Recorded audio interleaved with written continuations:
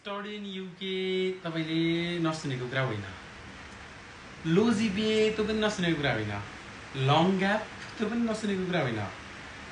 तपाईलाई visa almost more than 90% sure त्यो पनि नसुनेको कुरा होइन। तपाईले आइएल्स पिटी बिना पनि एप्लाई गर्न मिल्छ त्यो पनि नसुनेको कुरा होइन। यामो आइस भयो भनेदेखि एप्लाई गर्न मिल्छ। 12 को इङ्ग्लिसमा बी भयो भने बी प्लस भयो भने यी सबै सुनेका कुरा भयो। यो कुराहरूलाई एकछिन साइडमा राखिदिउँ।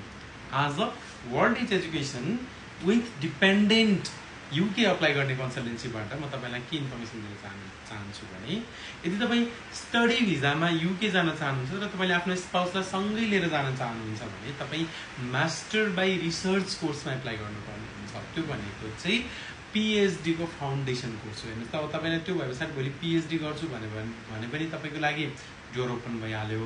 तपाईँ गएर अरू कोर्सेसहरू गर्दाखेरिमा पिएसडब्ल्यू लो भन्ने सुनिराख्नु भएको छ होइन।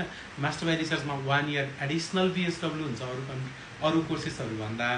तपाईँको डिपेन्डेन्ट त अनलिमिटेड काम गर्न पाइहाल्नु भयो भने पछाडि अब तपाईँले सोच्ने भन्दा वर्ल्ड रिच एजुकेसनमा डाइरेक्ट कल गरिहाल्नुहोस्।